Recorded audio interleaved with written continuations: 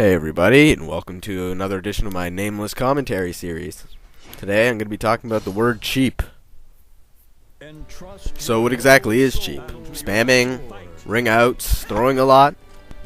Well, in this video I'm going to be talking about all three of those things and why they're not cheap at all. So starting off, and generally speaking, all these things have a counter to them, and it's just a matter of knowing what to do against them to avoid them, and what you can do to just stop that situation from happening in the first place. So I'll start off talking about spamming. This seems to be like the #1 common complaint that you hear about when people lose online or they're complaining on some forums or something. But yeah, spamming. That is using the same moves over and over again, and usually the people complaining about it lose to that. I'll start off by saying, if you're losing to a person doing the exact same thing over and over again, that's not their fault that it's working. It's your job to be able to counter exactly what they're doing and work around it. So for example, if somebody keeps using a vertical attack on you, you can learn to step it and then punish them accordingly. Knowing how to retaliate against certain options is extremely important in pretty much every fighting game. So if you're having problems dealing with one situation, all you have to do is just figure out what your options are in that situation and then just apply it. I'll also mention that playing online introduces a lot of variables due to the input lag.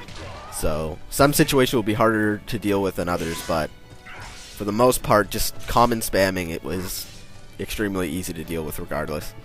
So moving on, the next thing I'll talk about is throws. And I'll get straight to the point on this. Throws aren't cheap because you can either break them or duck them if they're just being spammed constantly. And for those who don't know, there are two types of grabs, A grabs and B grabs, and in order to break B grabs you obviously press B, and with the exact same thing with A, so you press A. And yeah, that's pretty much all there is about grabs. All you have to know is that you can break them or duck them. Tech crouch moves and moves with the jumping property also avoid them, so you can use those too. So next up I'll talk about ring outs. Most newer players seem to think that ring outs are an easy way or cheap way of winning a round just because they are essentially a one-hit kill, but there are a lot of ways that you can avoid them, and like I said earlier in the video, just not get yourself into that situation at all. And there'll be a good example actually coming up in this video in a little bit. So yeah, I'm playing as Nightmare here, and I try to sidestep, and I know that he's probably going to go for the reverse ring out, and then he does 1B, but I'm still playing it risky anyways, so he catches me with the reverse ring out when I could have completely avoided that situation by just playing it more safe.